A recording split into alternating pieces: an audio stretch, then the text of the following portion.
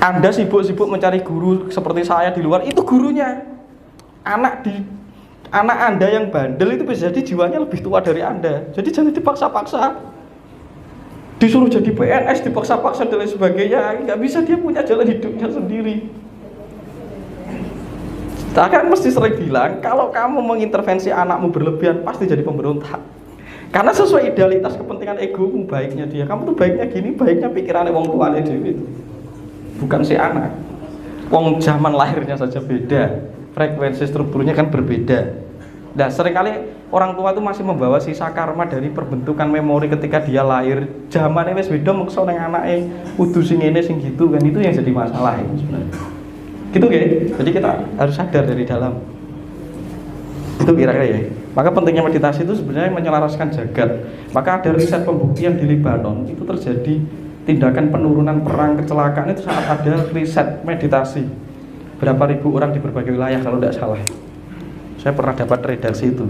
Dan benar-benar membawa pengaruh. Perang Lebanon pun mengalami penurunan intensinya. Gitu ya. Jadi kita cipta jagat kita dengan harmonis, masyarakat kita bentuk dimulai dari meningkatkan frekuensi kesadaran kita. Kita weruh dengan sejatinya kita agar kita membenarkan sesuatu yang konstruktif. Kira-kira begitu simpelnya. Ya. Cukup itu kira-kiranya. Saya akan menjelaskan teknis tentang bagaimana melakukan teknik manekung ya. Manekung ini tentang olah napas atau megeng napas. Kenapa dalam megeng napas? Saat Anda megeng napas itu hu rep jadi satu. Karena Anda menahan dan Anda terhubung dengan Zat Kang Maha Suci. Anda berhubung dengan Sang Sayakti, tidak terpisah saat Anda megeng napas. Makanya dulu kalau mbah-mbah kita mau nyuwuk kita itu mendarahkan energi itu megeng napas. Pandeng banyune coba jabu telek asu suwuk deng, ini akan merubah partikel air.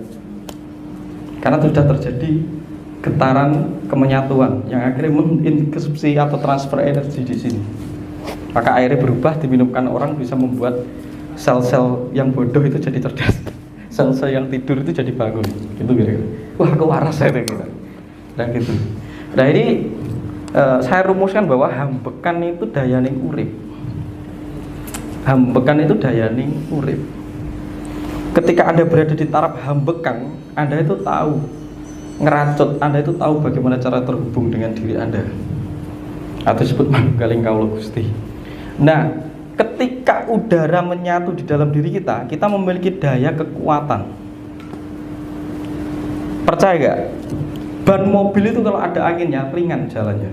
Hidup kita kalau anginnya tidak pernah diolah berat. Karena pikiran itu memenuhi kita, kempes.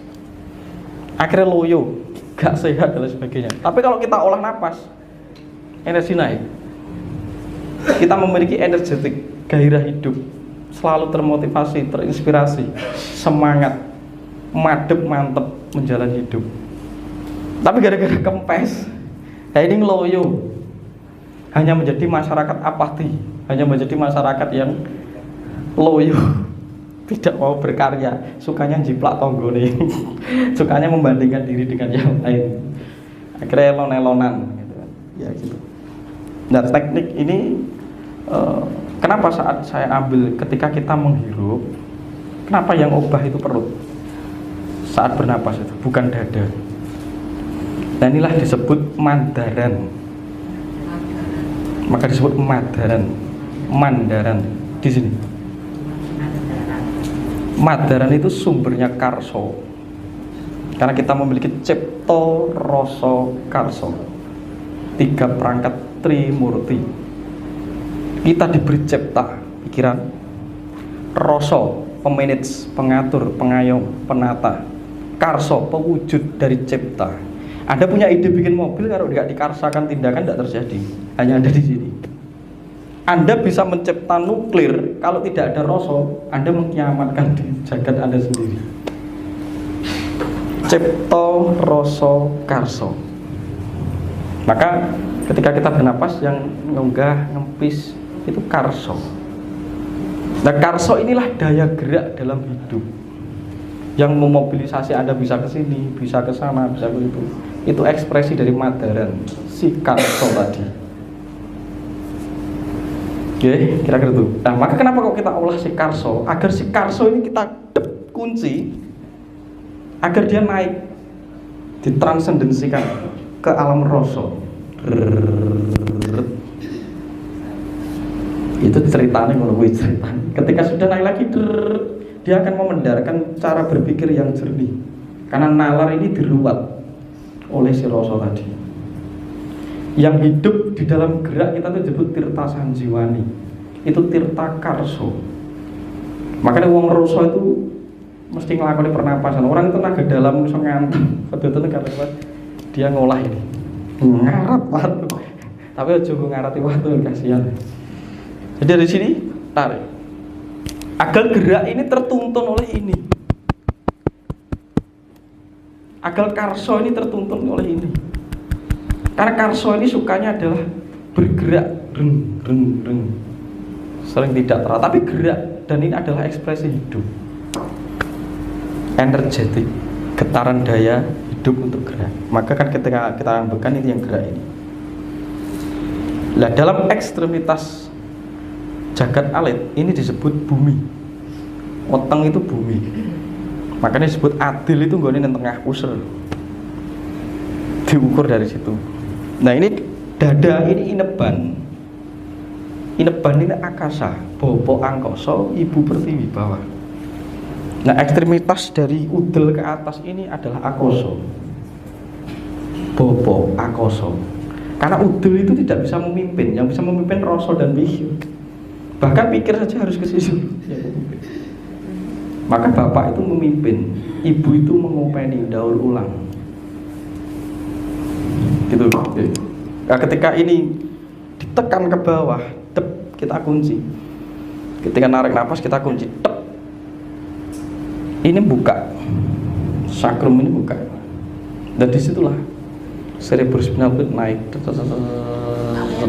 Cerebrospinal fluid itu yang kundalini tadi. Atau disebut tirta kamandalu, tirta sanjiwani. Itu naik. Dan akan membedah spot 7 cakra tadi. Pecah der. Gitu. Nah, ketika itu sudah dilakukan secara rutin, energi kita naik. Saat energi kita naik, kesadaran kita naik. Tapi saat kita mengalami defisit energi, malfungsi organ, saraf kita terganggu, kita dikepung oleh pikiran yang menjajah, kita dikepung oleh perasaan yang menjajah, ngelangut, kemerungsung, bingung, penderitaan dan lain sebagainya. Itu kira-kira. Ini tata mekanismenya. Tadi perut, bumi, dada, Ineban, akasa, bobo akoso. Maka alam bawah, alam atas. Atau bisa disebut yomani loko, ngisor, ngarco podo, jungkring saloko. Terserah kamu menyebutnya apa, itu jejering wujud yang ada dalam diri.